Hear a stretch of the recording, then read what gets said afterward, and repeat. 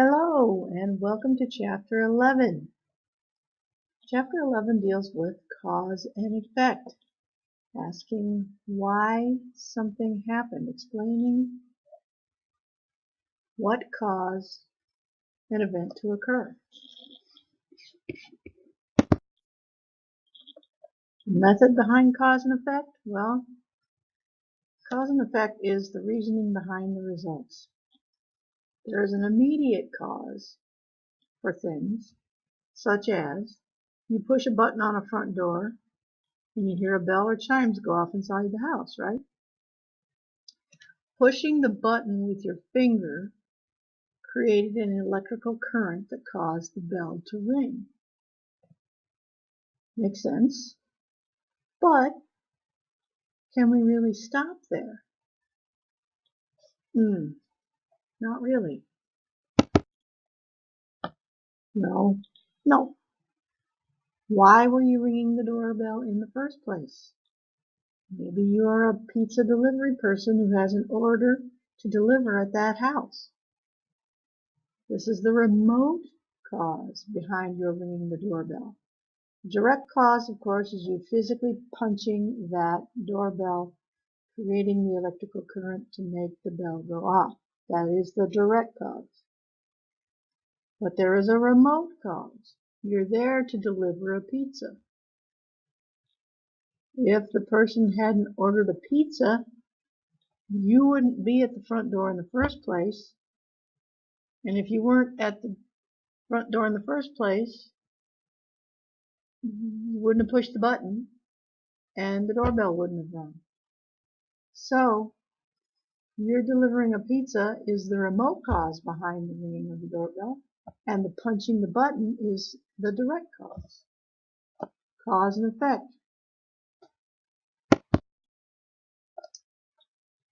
When you're working on a cause and effect piece, it's very, very important to take some time to think things through carefully before you write.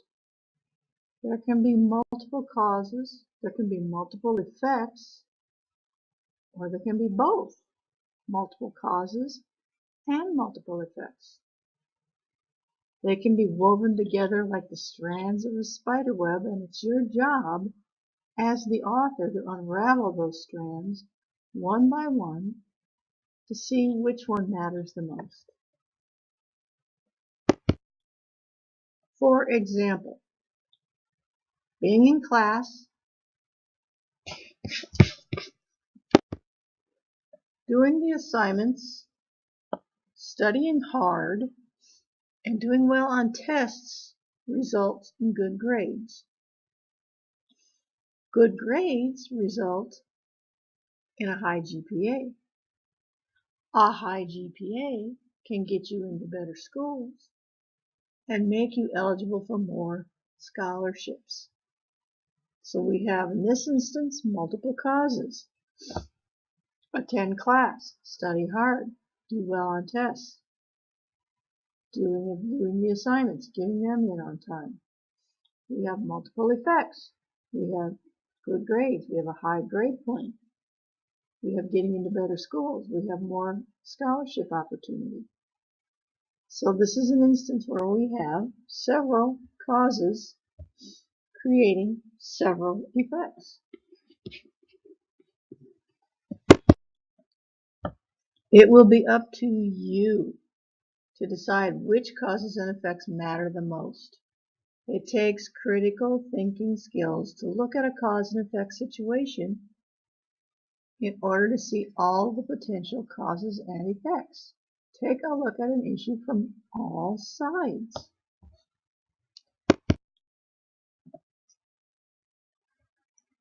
The process of doing a cause and effect piece, the subject and purpose. When given a choice of topics for a cause and effect assignment, you can write about something that is very impersonal, such as why have voting patterns changed in this country? Or you can write about something that is very near and dear to you. Why you behaved in a certain way when something happened to you. You have to be clear on your purpose.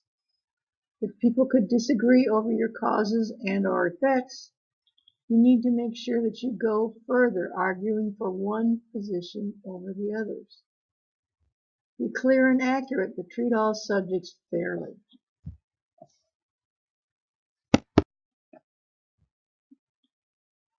Your main point or your thesis, if you have a good grasp on your subject, you should be able to write a tentative thesis that expresses the main point of your analysis.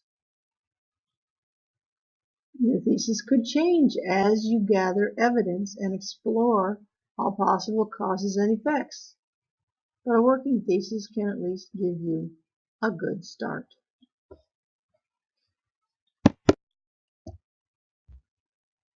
Causal relations. What is the relationship between events? It can be difficult to figure out just what caused what when dealing with multiple causes and/or effects. This is known as a causal chain. What exactly caused what here? For example, a 10-car pileup on the highway may first appear as you're driving by doing the rubbernecking thing, that it could be driver related, that it's driver related. Some driver made a mistake, a big mistake. But is that really what happened? Is that really the causal relationship? Did the actions of a driver cause the 10-car pileup? Maybe, maybe not. What if a deer ran across the road right in front of the first driver? And he or she had no time to stop. All of a sudden it goes from being totally their fault to totally not their fault. Why did the deer run across the road? Was he being chased by a hunter? Why was the hunter hunting? For venison? For the sport of it? You need to determine what are the major causes and effects and deal with those.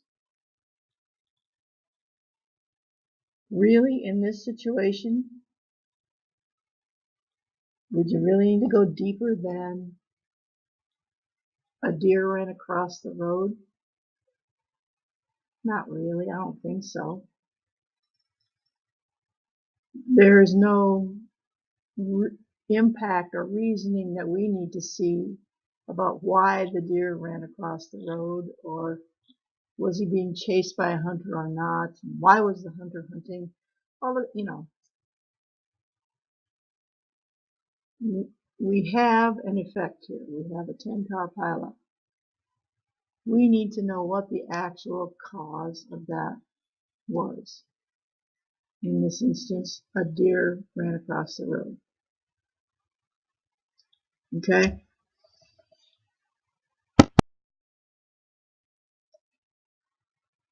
Discovery of causes. There are 5 questions, which are known as a pentad, to help you discover causes. If you were a detective trying to figure out why a liquor store burned down, for example, the 5 questions, or pentad, would probably go something like this. Number 1, the act. Was the fire deliberately set by someone, or was it an accident? Number 2, the actors. If the fire was set, who did it? The financially strapped owner, a mentally disturbed anti-alcohol crusader, a drunk who was denied purchase. The scene. Was the store near a church? Hence the radical active, probably. A mental hospital. A fireworks factory. Means of the act. Was the fire caused by faulty wiring? A carelessly tossed cigarette? A flaming torch? Rags soaked in kerosene? What was the purpose? If the fire was not in fact accidental, then why was it set? Was it set to collect insurance? Financially strapped owner? To punish drinkers, our anti-drinking crusader? To get revenge? The drunk who was denied purchase? 5 questions to ask. So here is your checklist for cause and effect writing.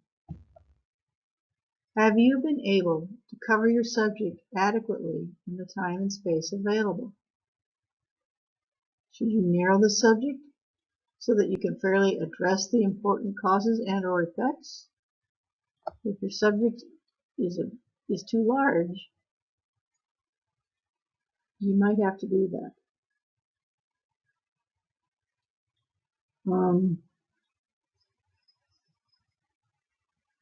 I have a little insight into this particular instance because of some training I received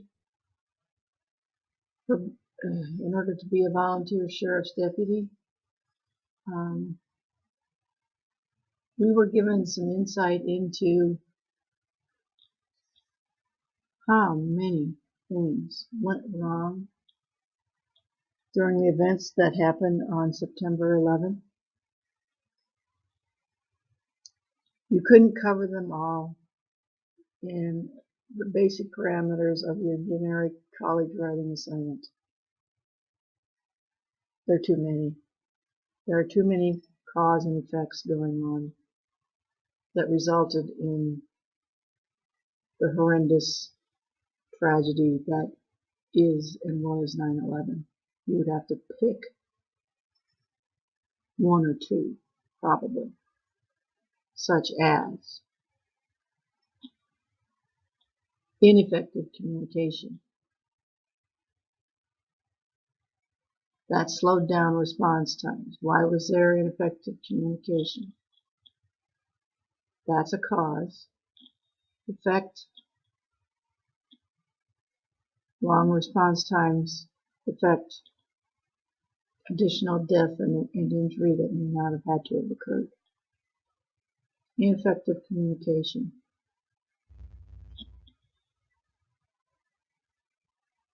Some other secondary causes from that.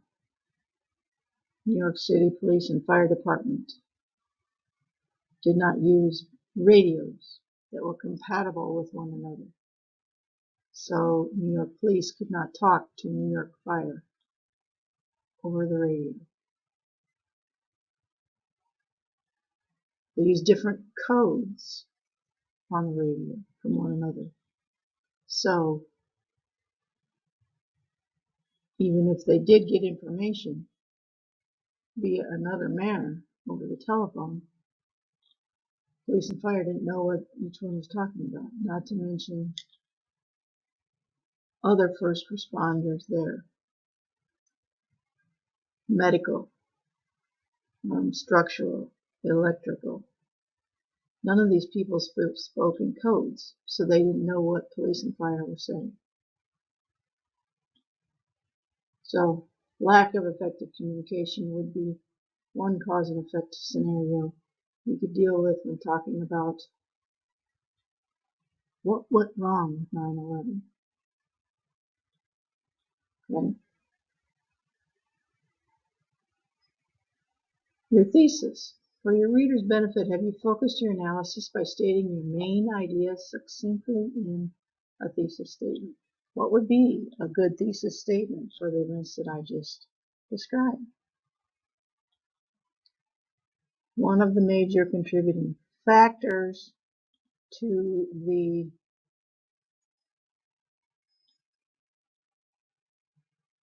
tragic loss of life and property that happened during the events of 9/11 was due to lack of effective, efficient communication amongst first responders.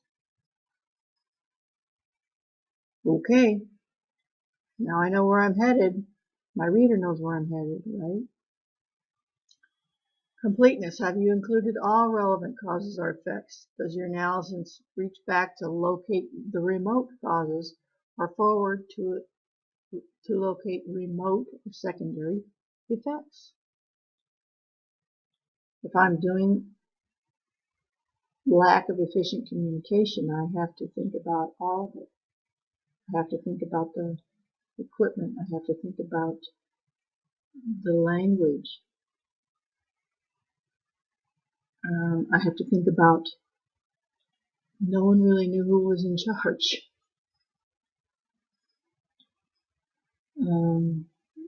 Effects.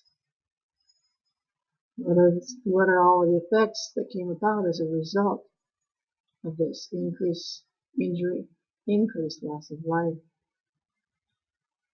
increased property damage, utter chaos and confusion that slowed down the whole rescue and recovery process. You have to stop and think when you're working on cause and effect. Have I hit all the causes? The main ones and the remote ones. Have I thought about all the effects? Main ones and remote ones. That's critical thinking. That's looking at all angles.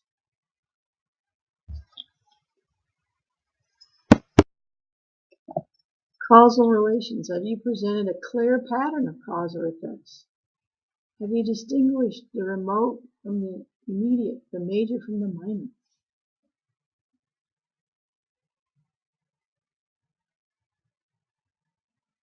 The main cause of my doorbell ringing was my friend punching a button, creating an electrical current that caused my doorbell to ring. However, the remote cause of the doorbell ringing was I had asked my friend to come over and watch a movie with me. Okay? The main effect of the doorbell ringing was I got up and answered the door. The remote effect of the doorbell ringing was my friend and I got to spend some time together and watch a good movie. Okay? You make the relationships clear. Accuracy and fairness. Have you avoided what they call a post hoc fallacy, assuming that A caused B just because it came first? Well, back to our 10-car pileup. We assume that the first driver is the one that caused the accident because they were the first one to hit the brakes. That's not fair if a deer ran across the road right in front of driver A, right? Okay? You have to make sure that you're being fair. Just because first driver slammed on the brakes and the accident happened right after that doesn't mean that the first driver was really at fault. You have to be fair. You have to check things out. Clarity and conciseness. Have you edited your draft so we understand your main points and your sentences are tight? Clear and concise writing. Don't use big words when small words will do. Don't use 5 words when 2 will do. My favorite example. Due to the fact that 5 words. What did I really just say? Because. 1 word. Make sure that your writing is clear and it's tight. Okay, so here we go with the cause and effects. Make sure you have looked at all causes and all effects when you are examining a particular situation. You have a great rest of your day, and we will see you in the next chapter.